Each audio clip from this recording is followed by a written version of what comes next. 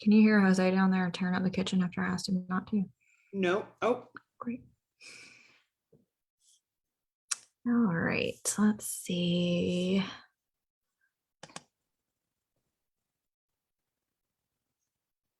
says we're live. I don't see you on Facebook though. Now, do you see me? Are we live? According to my phone, you are not live. But it says live. Oh my gosh.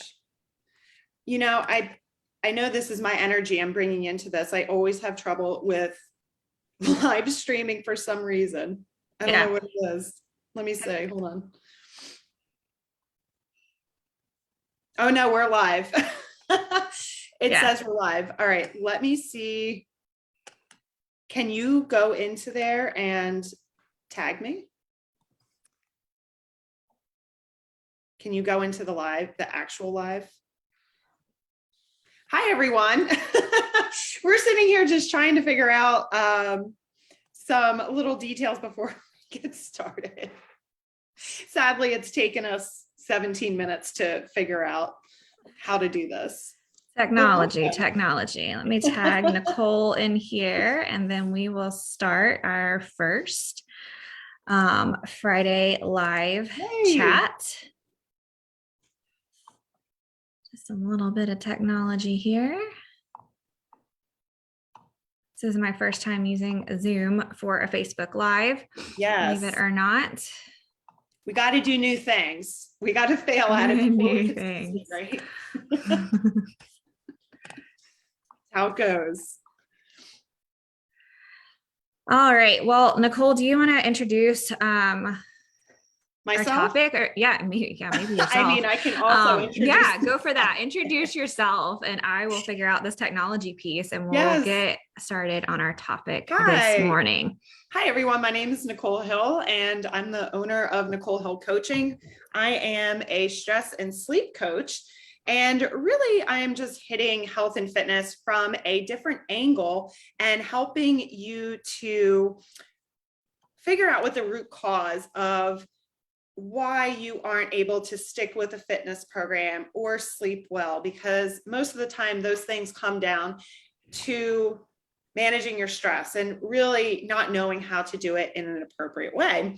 And so today, this actually sets up our topic really well. We are talking about self-compassion versus discipline, because what often ends up happening is we do give ourselves some grace or some compassion, but we don't quite do it in the way that we should. And it ends up becoming a crutch or an excuse as to why we're continuing to not do the things that we know are going to put us closer to our health and fitness goals. And really, from a deep health perspective, is going to make us feel better. It really essentially drives us into those coping mechanisms that don't do anything for us. They don't give us any benefit. Awesome. And I think I tagged Nicole, so I think we're live on both profiles now, but we did start on my profile. But if you're not familiar with what I do, my name is Natalie. I am a nutrition coach. I'm a nutrition and strength coach, and I specialize in women, specifically women that are suffering with autoimmunity, things like hypothyroidism, Hashimoto's, and PCOS, which are 3 conditions that I also have. And this topic is something, this is actually the whole idea of these weekly live chats came from what we've called our coffee chat that Nicole and I have been doing, for months now. And we literally just decided that some of the things that we were sitting here rambling, talking about with each other would be really helpful to share with a bigger audience. And so from my perspective, looking at nutrition and fitness from the angle of dealing with women who are specifically dealing with a lot of fatigue issues, with muscle joints, aches and pains, with brain fog, with all kinds of different things that kind of make you question, is this something that I need to be doing to get better, to get through this, or are these situations where I need to meet myself with grace? And this has actually been a really personal struggle for me with dealing with with some of these autoimmunity. And then we recently publicly announced that we're expecting, and then it's been a whole new thing dealing with kind of the sicknesses and the aches and the pains dealing with that. And it's, I think something that both Nicole and I both see a lot in our coaching and our clients, helping our clients kind of navigate. So if there is anyone that is watching live, if you have any questions or comments along the way, we would love to hear from you guys here if this is helpful. But yeah, so Nicole, you want to kind of go into, what your take on the self-compassion versus discipline looks like? Yeah. So, like Natalie said, I would love for this to be interactive. So if you do have any questions, I'm keeping an eye out on the chat box. So if you have any questions or just like anything that you want to add to this, please feel free to go ahead and do that. Because this is really to make you think and go a little bit deeper below the surface level of, well, maybe I just need to do a new diet, or maybe I just need to do a new exercise plan. And that is what's going to help me stay motivated. And most of the time that's not true. And what I have seen, and we are both human. We, like Natalie said, she's been dealing with this. I deal with it all the time. And that is where discipline can start to come in. And not even if you want to use a slightly less aggressive term, maybe just consistency. Yeah. So getting consistent and building routines can be really helpful, and doing it from a place of where you are is going to be the first place to start, because a lot of times what people like to do is go big or go home. And that might not be where you are at this point. And that's okay, because you are able to ramp up whatever it is you're doing as slow as you need to. And the big thing too, so that goes into it a little bit, is really getting into a consistent routine. And that is going to make it easier for you to stick with. But then we get to the part where life starts to get in the way, stress starts to build up. And that really at the root is where a lot of this comes in, where you would rather come home and instead of getting a workout in or making a healthy dinner or whatever it is you need to do, you end up lounging on the couch and saying, well, you know what, I really needed to have this. And you're sitting with a pint of ice cream. Not that there's anything wrong with having that, but there may be better ways for you to cope with the stress that you are dealing with rather than being on the couch. Because what ends up happening is that self-compassion that you think that you're giving to yourself is not in fact compassion. It's an excuse and it's a crutch. And while there are some occasions, and maybe many occasions, where you might need to just sit there for a little bit, maybe not for 3 hours, right? So I think it's really at the core to going even further beneath the stress is building awareness around how you're feeling, really. And what I wanted to quickly, actually, I'm going to let you go into this, Natalie, but I think it's more of like, how are you using that self-compassion? It's not, oh, I'm just going to forgive myself and then I'm just going to keep doing what I've been doing and then make that same excuse. And you get into those patterns where you are just repeating the same things over and over and over again. And there's no learning behind it, because when you are showing yourself compassion and grace, there has to be another action that comes with it. It's not just pushing it under the rug and then just doing the same thing again. It's becoming more aware of, where this is coming from. And I think the biggest thing for me, and this has been part of my own personal journey, is really having to come to terms. And I think most people don't know, right? What is giving yourself grace and not beating yourself up, and compassionate versus what is going to do you more harm than good.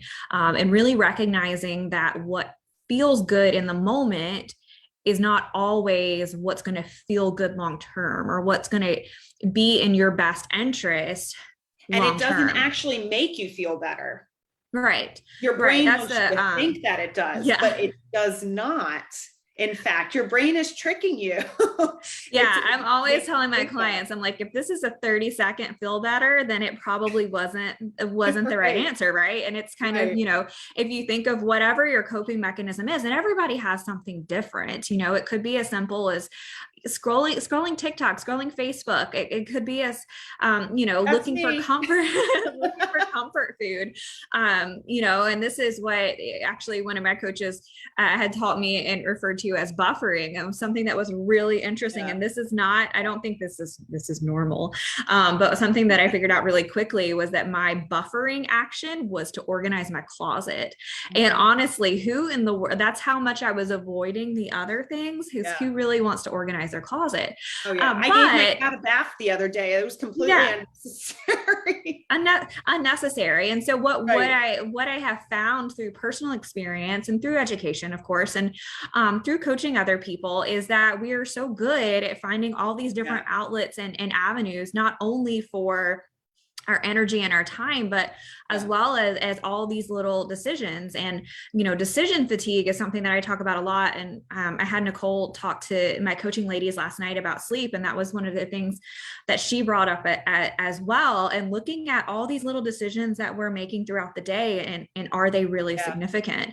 And so Yeah. for me and my clients, when they say, I gave myself grace and didn't do X, Y, and Z that I said I was going to do because I was fatigued and things like that, we have to step back and say, well, how did we get to the point where we couldn't get to where we wanted to be? Yeah. Where were we buffering? Where were we Right. expending energy that we didn't need to do? But when it comes down to it, sometimes definitely looking at things like decision fatigue and things like that, when I start to do compare for myself, compare for my clients, and I say, is this compassion or is this an excuse? It always comes down to biofeedback for me and my clients. And so for those that aren't familiar, I don't think biofeedback is talked about nearly enough, because not enough people understand what it is. But looking at our body as a whole system, not just if your goal is weight loss, if your goal is if you're competing in the CrossFit Open today and you have some fitness PR, it's not as simple as the food you take in and the exercise that you put out. It's looking at your body as an entire system, and that includes your mental body, your emotional body, your spiritual body. And our biofeedback comes from our messengers, which as much as people would like to think that their hormones are just their reproductive things and the things that make our clothes shrink overnight, they are our body's communication system. And so when we can really tune into what our body is telling us, our body is incredibly smart. One of my favorite books, it's really long, so don't use it for a beach read, is The Body Keeps the Score. And it talks about how our body knows everything before we do. And so once we can get to the point where we're really in tune to, okay, this is what's actually going on, not what I perceive is going on, then we can really get in touch with, this is not self-compassion. This is frankly just bullshit. And move from a place. It is. That. I mean, you have to also show yourself some tough love and ask yourself, are you really showing yourself compassion? Because compassion without action is just an excuse. Yeah. Oh yeah, 100%. And this is something, again, I'm not like, definitely no stone throwing over here, because over the last several months and, months leading up, I had a really bad autoimmune flare up after having shoulder surgery.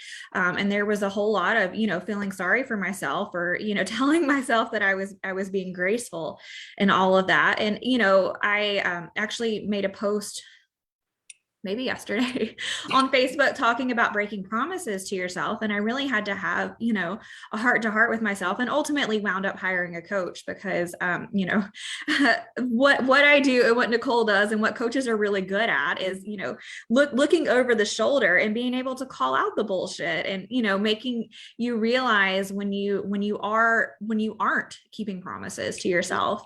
And it's really, really, really simple. When we really look at how we're constantly breaking promises to ourselves. I tell my clients, they're so sick of hearing it. You're either building or breaking trust with yourself every single decision you make. And it's as simple as deciding that you weren't going to do a walk because that it you didn't have the full 30 minutes. It is deciding that you aren't going to track a meal because you didn't know every single ingredient. It's, Yeah. for me this week, it was like the dumbest thing, but it was the perfect example. It was, I can't remember what day it was, but it was raining cats and dogs. And for those that don't know me personally, number one, I don't like to go out in the rain. Number two, I really don't like to drive. And number three, it was really cold. So there's like all these different reasons. And one of my goals this week was to leave my home every single day to do some focused work at a coffee shop. Now, the work that I was going to do definitely could be done from home. I work from home. But it was a promise, a goal that I set for myself this week. And so it was, I think it was Tuesday. I think it was the second day in. I was like, you know what? I'm going to get so much more work done if I don't go out, get wet, and do all the things. And so I actually set up my desk and I was like, we're just working from here today. And then I paused and I was like, wait a minute. If I were talking to my client, what would I tell them? Like, no, this is insignificant. You're going to get the same thing done here. However, you told yourself that you were going to do X, Y, or Z. And so why aren't you doing that? And even though it's like, okay, cool, you just stayed at home because it was raining, it's still the same concept, whether it has to do with weight loss, whether it has to do with fitness, whether it has to do with your health, telling yourself that what you said you would do isn't important is something that your brain remembers. It's something that your body remembers. So the next time that you set a goal that maybe is more significant, your brain and your body remembers like, she doesn't keep her promises to herself. So this is no big deal. Yeah. So that's the big thing for me. I don't know if you read this yesterday, but this came at such a perfect time because I was like, this is directly related to what we're talking about today. So Zoe from Muscle Nerds posted, it was a great post yesterday, and I just want to read a little bit of it because it's really good. So basically, we all know this. You don't get what you deserve and desire. You get what you tolerate and accept. So basically, if you tolerate one excuse, you'll tolerate 10. And if you tolerate small inconsistencies, you will tolerate big ones. And I thought that was so powerful because that's true. And it leads directly into what you were saying. If you are constantly also putting into your head, your subconscious remembers these things and you are acting out your subconscious. So if you are constantly promising you are going to do something for yourself and you don't do it, you are breaking that promise to yourself. And you may disguise it as self-compassion, but it's not self-compassion. That's self-sabotage. Self-sabotage, yeah. Different. And I wanted to share something really quickly that I thought was really interesting because self-compassion is something, I also think it is something that a lot of people think that they do, but they don't do because you want to listen to what you are telling yourself. What are the thoughts going on in your brain? What are you saying to yourself? How are you referring to yourself? So I wanted to share the study that was done. I think it was back in 2009. So I wrote it down because I wanted to remember it. So there was a self-forgiveness intervention. So basically it was two kind of different studies, but it was with the same group of people. And they had two different groups of people. Obviously they had the control group and then they had the experimental group. So the one group of women were given the message, don't be too hard on yourself. Everyone indulges sometimes. What they had was donuts that they had given them, and they wanted to have them eat a donut in under 4 minutes. They also gave them a big glass of water because they really wanted to accentuate the fullness. And then they had them just complete a self-assessment survey about how they were feeling and everything. So again, the message that they gave the one group of women was, don't be too hard on yourself. Everyone indulges sometimes. And the interesting thing was, so what they did, they brought in the second part of the study, they had 3 bowls of candy that they gave each group of women. So the other group of women received no messaging. So just to make that clear. And they had 3 bowls of candy, and they had a different type of candy for everyone. So they had York peppermint patties, Skittles, and Reese's cups. And so they let them eat as much as they want, basically. And here's what was interesting is that the women who got that message of it's okay to indulge sometimes, they ate 28 grams of candy compared to the women who did not get that message ate 70 grams, almost 70 grams. So they doubled how much they actually ate by those who were not encouraged to forgive themselves.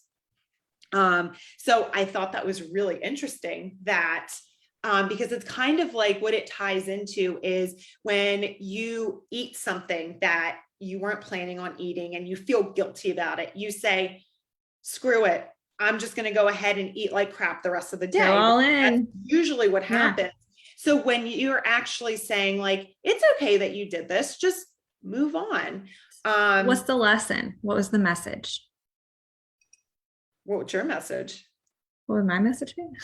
Yeah. No, I mean, like, you know, if we do that, it's for me always like, you know, I tell my clients, when they do something like that, like, what did we learn from it? What was the response from the body? What kind of messaging was around it? You know, Exactly.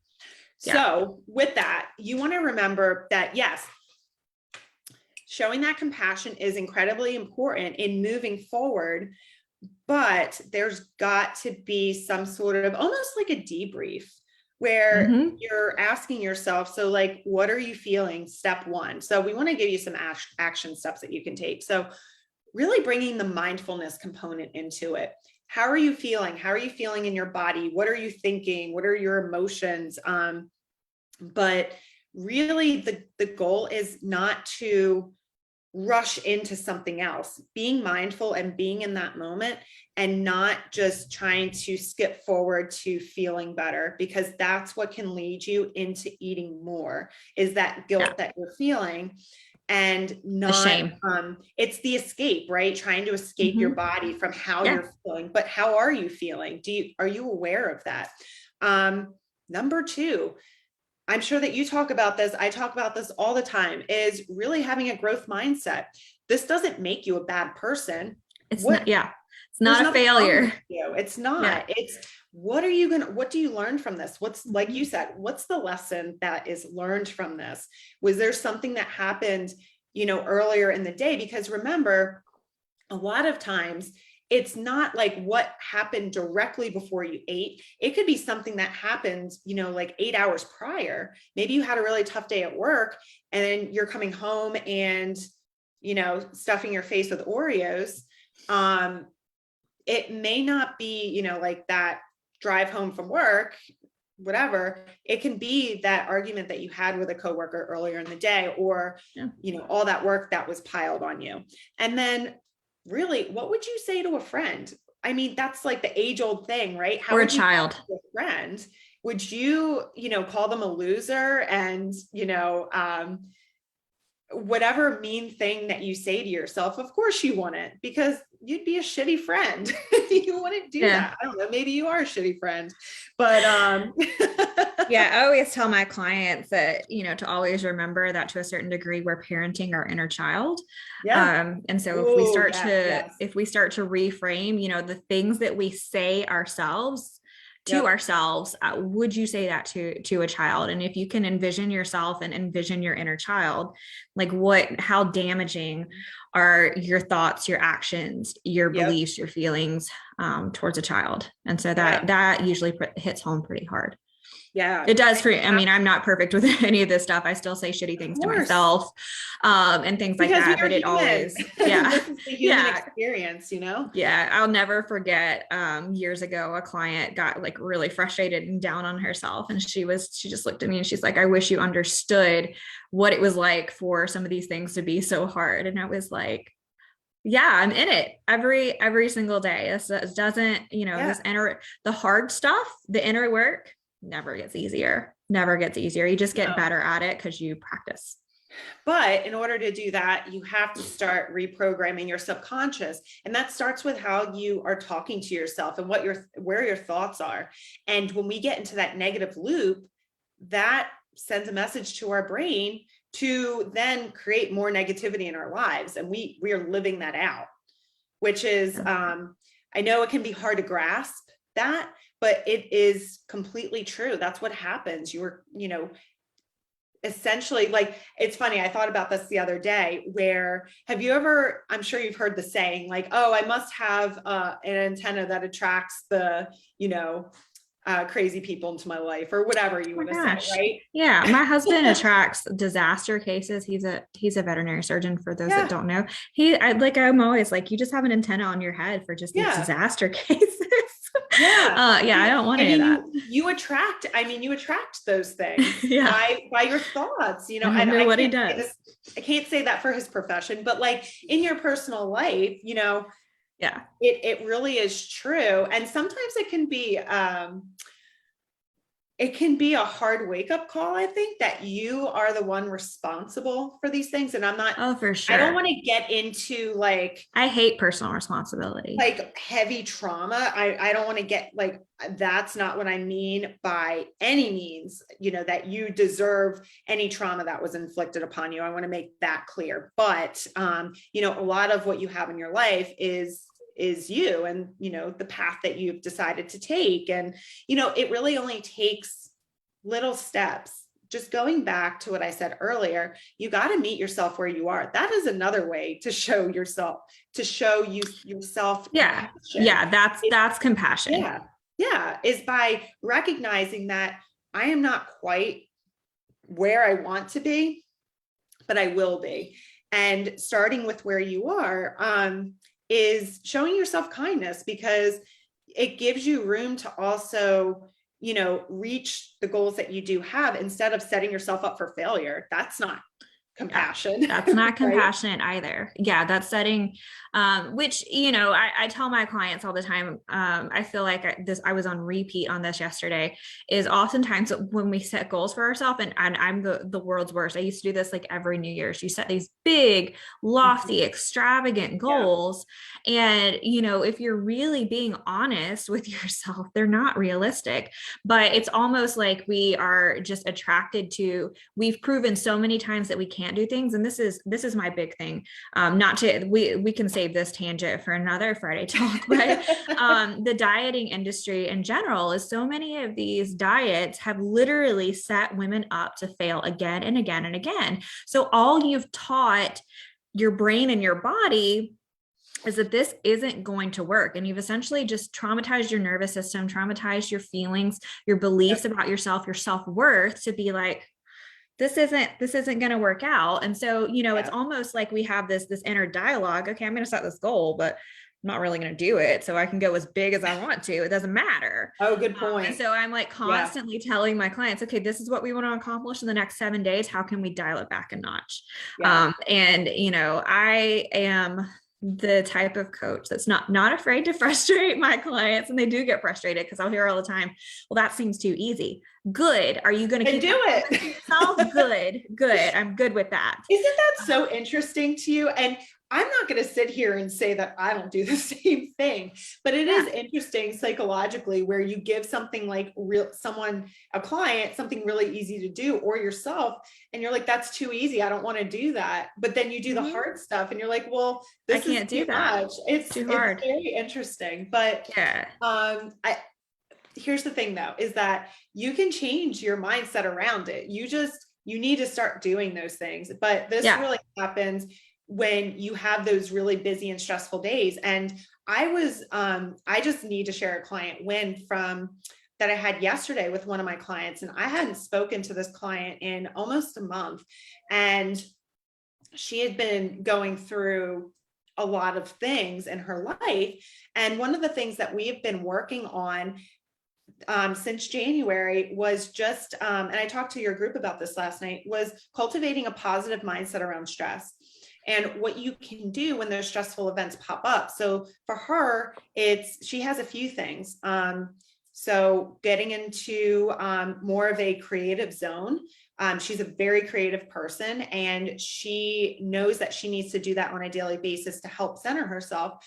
But she also started doing how she can reframe this stress being a positive in her life. And how is this helping her grow as a person?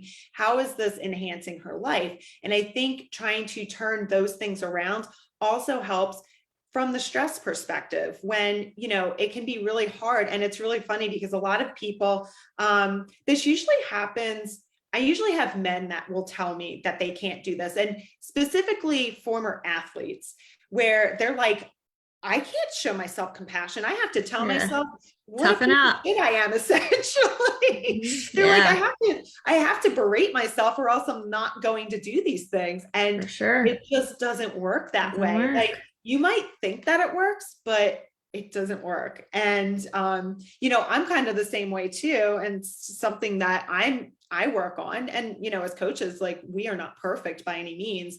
And that's why, you know, we can help others in discovering this because we've gone through it too. And you have Yeah. to go through that in order to understand where your clients are coming from. I shared with my clients a few weeks ago that, one of my goals for 2022 was just to be a little bit more transparent and vulnerable with them because I do get from clients a lot, Mhm. you're just so far ahead of me. And it's Yeah. actually something that one of my coaches said to me, and I found it really interesting because I've always believed that, my education needs to be up here, my experience needs to be up Yeah. to here. And she was like, a good coach is only a couple of steps ahead of their clients. They're still in it, but they've overcome Yeah. enough to be able to guide, Yeah. someone else through the muck. And so, and that I've really taken that to heart and started to share more with my clients. And so when they feel like they're all alone, to be like, I was there 2 steps ago. Yeah. It's not something like I wasn't born into this type of mindset. I wasn't born into these habits and Yeah. behaviors. None of us are. Right. But it really is just continuing to take one step forward and cultivating that sense of essentially discipline. And I really do hate that word because I always think of like the drill sergeants, like, Yeah, exactly. yelling and I things like know. that. But that really is what it is. Your motivation isn't going to work out because your motivation is driven off of, results, and it's driven off of action. External. And if you don't External. have that internal discipline, that internal drive, then it's never going to happen. Yeah, but you Um, can cultivate that, and yeah, we can save this talk for another time because we could probably go off in another hour. yeah, But yeah, like you're not going to start at having intrinsic motivation and just having it all come from the no, inside. That's because I will tell you, I've been training now for I don't know, 12 years in terms of like my own like strength training practice.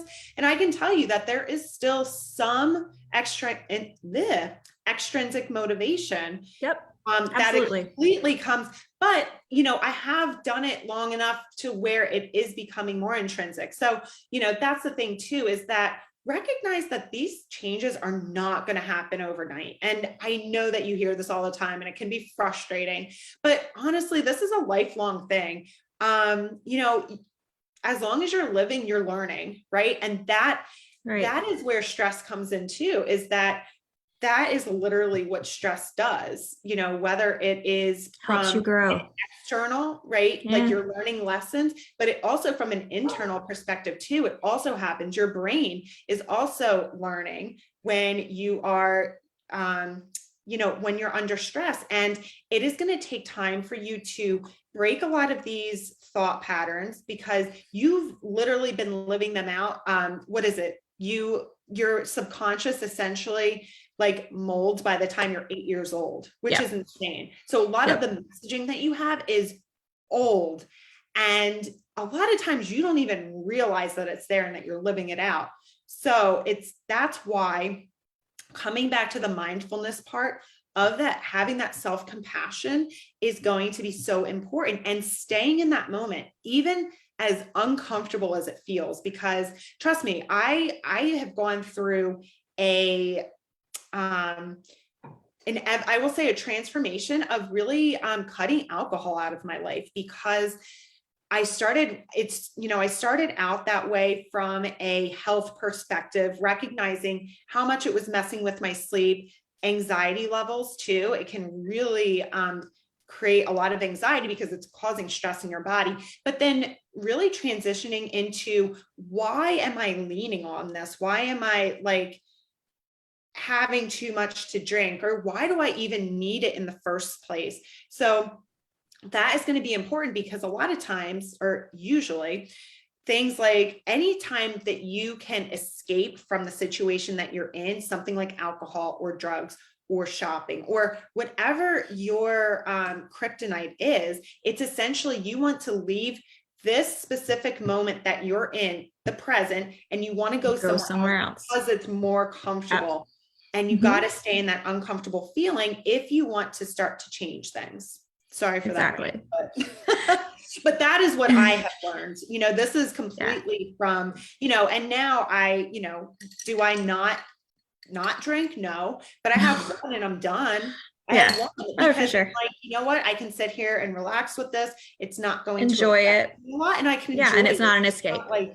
It's just like not throwing back things. But I recognized that it was coming from a place of, boredom too, right? So again, not wanting to be in the moment. Oh, it's so popular. Like it's such a popular thing to just do in society. Like you want to go hang out, let's go have a drink. Yeah. And it's easy. Super easy.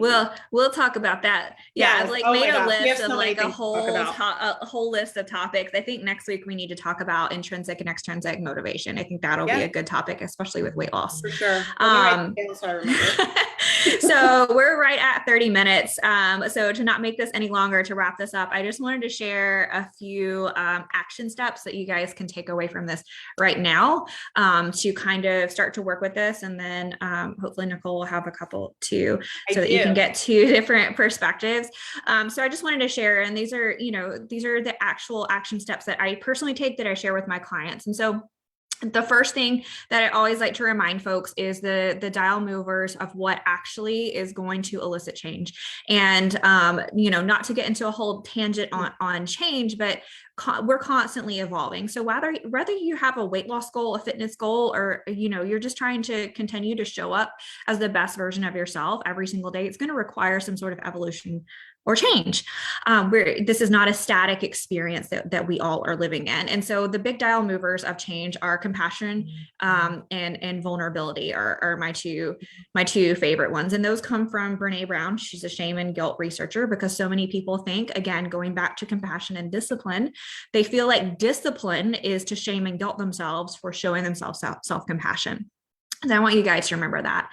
And so when it comes to showing yourself self-compassion and practicing discipline at the same time, my best tips are to keep your promises to yourself, to remember that when you are saying yes or no, that you are either building or breaking trust with yourself, and to remember that at the core of your being, we never got an iOS update that, we have a refrigerator down the hall, that we have air conditioning, we have heat, we have all these comforts, and we are designed for comfort. We are designed for pleasure, and we're designed to conserve energy. And so asking yourself is if what's going to feel good in the moment is what's going to feel good long-term.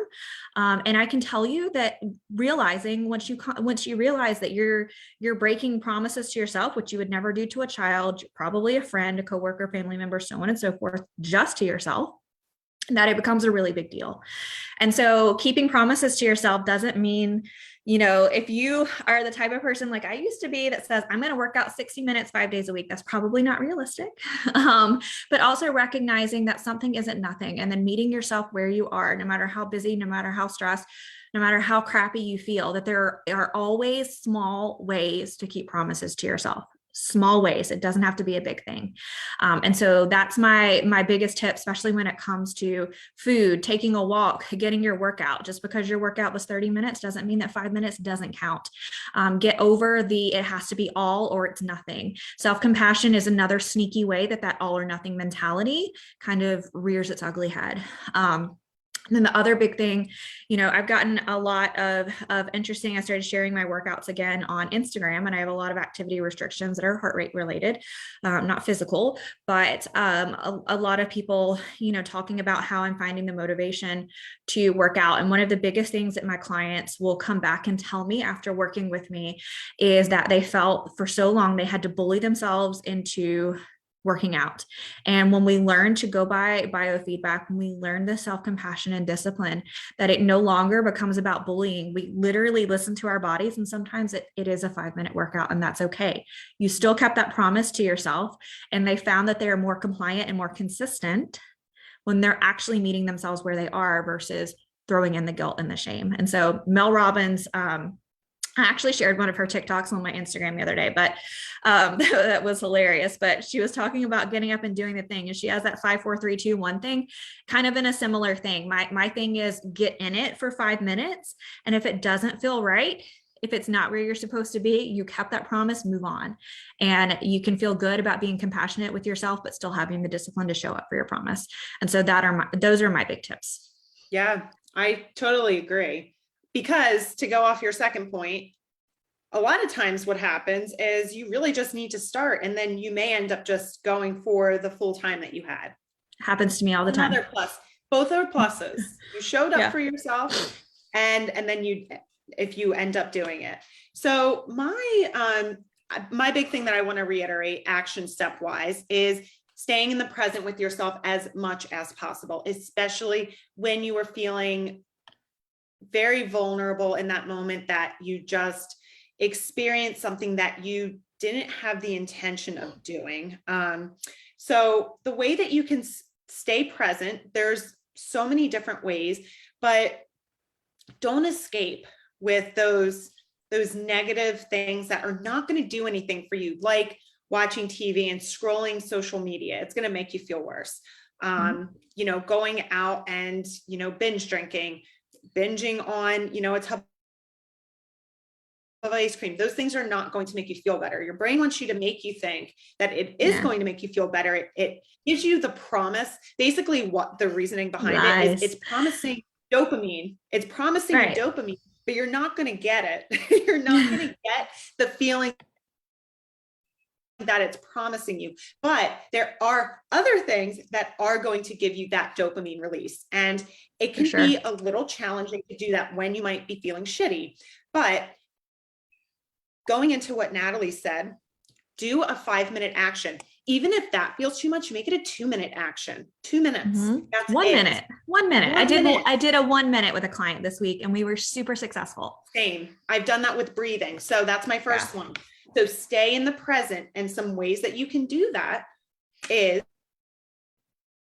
breathing or meditation. If you have an Apple Watch, even if you don't have an Apple Watch, there's the breathing app, or you just set a 1-minute timer. Yeah. Or don't set a timer at all and just sit there and count your breaths. Yeah. I like box breathing. Yeah. I like box breathing. Remember, the breathing, the reasoning behind it is not just to breathe. It's because it's going to help regulate your sympathetic or your parasympathetic nervous system. It's going to help calm everything down. That's the purpose behind it. So I like box breathing. So what that is you take a deep breath in for 4 seconds, hold for 4 at the top, release for 4, hold for 4 at the bottom. So it's just 4 counts for everything. You can even a cold shower, or even if you don't want to do a full immersion, even just immersing, like splashing cold water on your face, basically from the cheeks down, is going to help. Walking outdoors, because that is going to hit so many things. It's going to give you some moderate intensity exercise, which is going to help calm the body down. You're going to get sunlight, which is going to help regulate your sleep-wake cycle and your circadian rhythms, so you can sleep better. Because remember, a lot of times this boils down to sleep too. If you're feeling really moody or triggered in your day, or you can't handle stress very well, it can be related back to sleep. And then having a healthy meal. So do things that are going to make you feel better. They might not sound very exciting, but in the end, they are going to help you. So those are my action steps. Stay in the present, even if it's just sitting in silence with yourself and staying in that moment and not escaping. Awesome. All right, everyone. Thank you so much for spending some time with us. We're excited to be back next Friday morning at 9 a.m. Eastern. I think I forgot to say that. I always forget. Not everybody's on the same time. I know, we just assume everyone's on Eastern time. Assume that everybody's on the East Coast. So that'll be back. March 4th. Yeah. Oh gosh, March. Friday. And so close to the time changing. So we'll be back next Friday, 9 a.m. We're going to talk about intrinsic and extrinsic motivation, which will be a good one, especially if you have some aesthetic goals. So make sure that you stay tuned for next week, and let us know that you listened. If you're catching the replay, we're going to put this on YouTube. Well. And so if you're watching from YouTube, let us know what you thought. let us know anything that you want to see or just any takeaways that you'd have. We'd love to hear from you. And any topics that you'd like to hear us ramble on about for your Friday morning. But we're excited to continue to do this, excited to share some real life coaching and things like that live each and every Friday morning. I hope you guys have a great rest of your day and have a great weekend. Bye. Bye.